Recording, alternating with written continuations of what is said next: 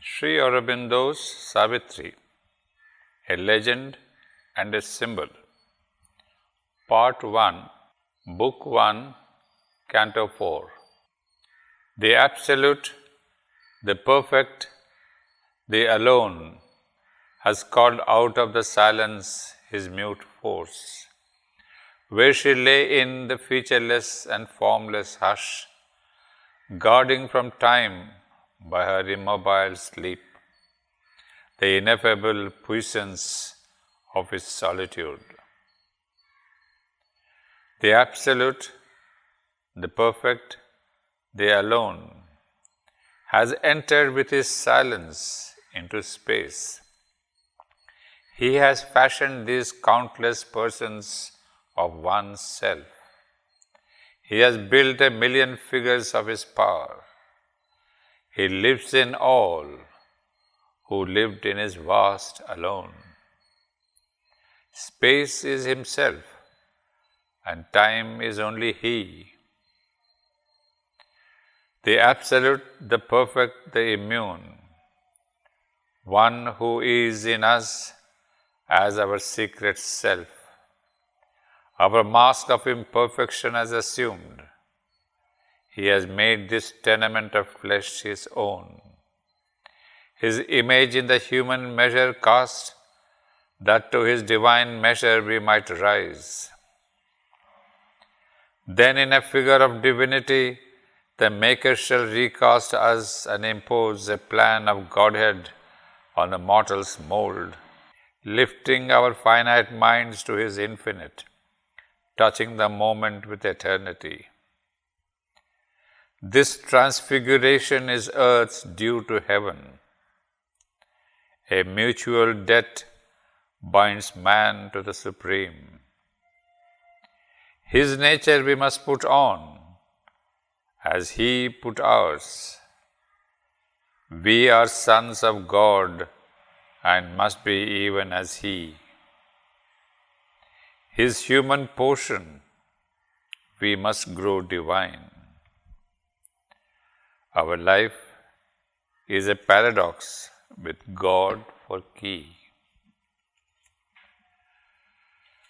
But meanwhile, all is a shadow cast by a dream, and to the musing and immobile spirit, life and himself don the aspect of a myth, the burden of a long, unmeaning tale. For the key is hid, and by the inconscient kept. The secret God beneath the threshold dwells. In a body obscuring the immortal spirit, a nameless resident vesting unseen powers, with matter's shapes and motives beyond thought, and the hazard of an unguessed consequence. An omnipotent, indiscernible influence, he sits, unfelt by the form in which he lives, and veils his knowledge by the groping mind. A wanderer in a world his thoughts have made, he turns in a chiaroscuro of error and truth to find a wisdom that on high is his. As one forgetting, he searches for himself. As if he had lost an inner light, he seeks. As a sojourner lingering amid alien scenes, he journeys to a home he knows no more. His own self-truth he seeks, who is the truth. He is the player who became the play. He is the thinker who became the thought. He is the many, who was the silent one. In the symbol figures of the cosmic force, and in her living and inanimate signs, and in her complex tracery of events, he explores the ceaseless miracle of himself, till the thousandfold enigma has been solved in the single light of an all-witnessing soul. This was his compact with his mighty mate, for love of her and joined to her forever, to follow the course of time's eternity, amid magic dramas of her sudden moods, and the surprises of her masked idea and the vicissitudes of her vast caprice. Two seem his goals, yet ever are they one, and gaze at each other over boundless time. Spirit and matter are their end and source. A seeker of hidden meanings in life's forms, of the Great Mother's wide, uncharted will, and the rude enigma of her terrestrial ways. He is the explorer and the mariner on a secret inner ocean without bourne. He is the adventurer and cosmologist of a magic earth's obscure geography. In her material order's fixed design, where all seems sure, and even when changed, the same. Even though the end is left forever unknown and ever unstable is life's shifting flow, his paths are found for him by silent fate. As stations in the age's weltering flood, firm lands appear that tempt and stay a while. Then new horizons lure the mind's advance. There comes no close to the finite's boundlessness. There is no last certitude in which thought can pause, and no terminus to the soul's experience.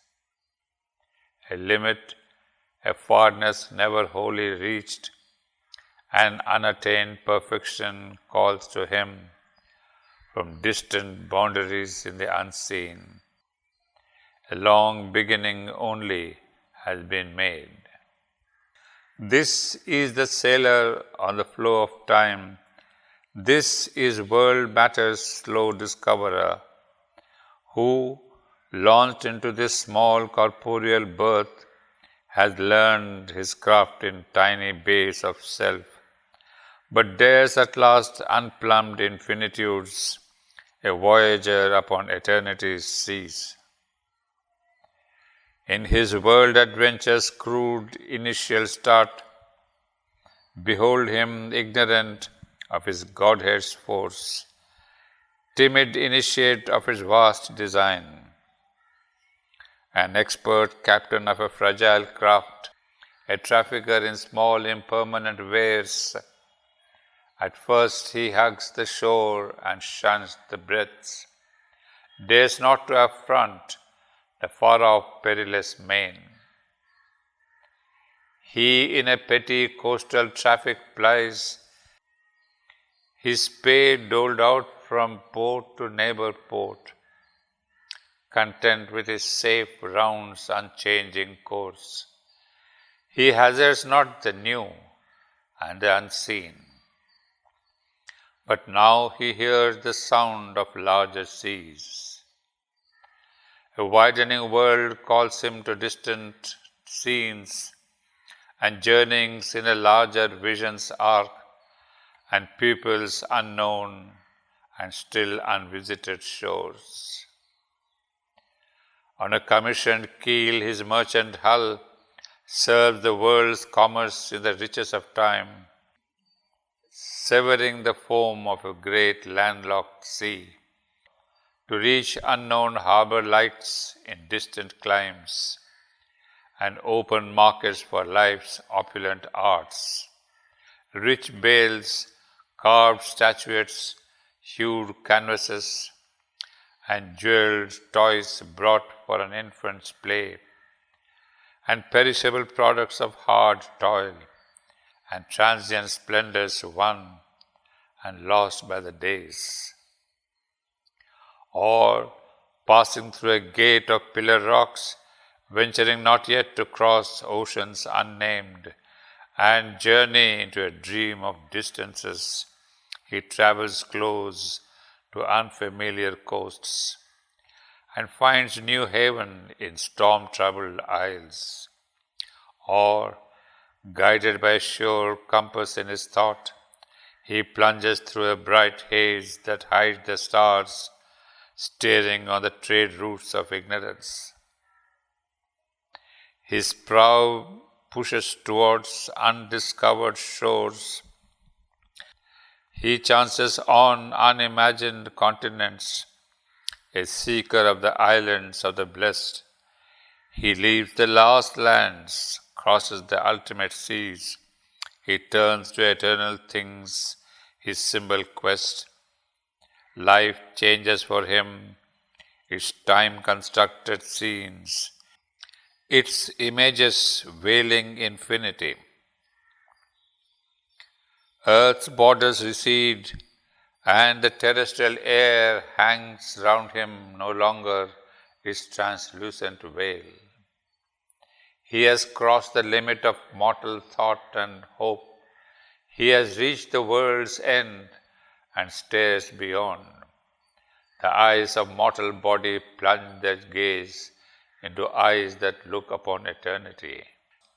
A greater world time's traveler must explore. At last he hears a chanting on the heights, and the far speaks, and the unknown grows near. He crosses the boundaries of the unseen and passes over the edge of mortal sight to a new vision of himself and things.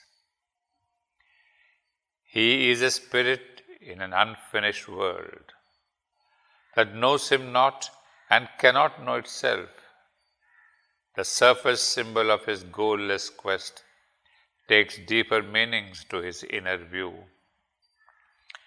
His is a search of darkness for the light, of mortal life for immortality. In the vessel of an earthly embodiment, over the narrow rails of limiting sense, he looks out on the magic waves of time, where mind like a moon illumines the world's dark. There is limned ever retreating from the eyes, as if in a tenuous misty dreamlight drawn, the outline of a dim mysterious shore. A sailor on the inconscious fathomless sea, he voyages through a starry world of thought on matter's deck to a spiritual sun. Across the noise and multitudinous cry, across the rapt, unknowable silences, through a strange mid-world under supernal skies, beyond Earth's longitudes and latitudes, his goal is fixed outside all present maps. But none learns whither through the unknown he sails, or what secret mission the Great Mother gave.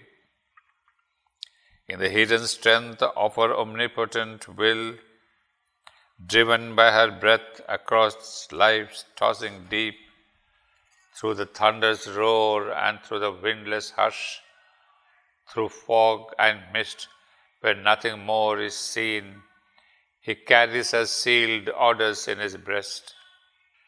Late will he know, opening the mystic script, whither to a blank port in the unseen he goes, or armed with her fiat to discover a new mind and body in the city of God, and enshrine the immortal in his glorious house, and make the finite one with infinity.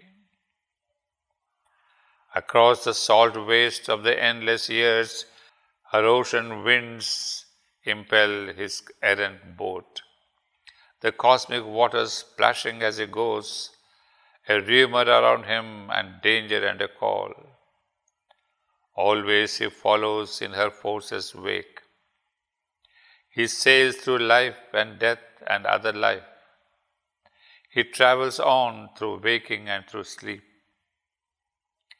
A power is on him from her occult force that ties him to his own creation's fate, and never can the mighty traveler rest, and never can the mystic void cease, till the nation's dusk is lifted from man's soul, and the morns of God have overtaken his night.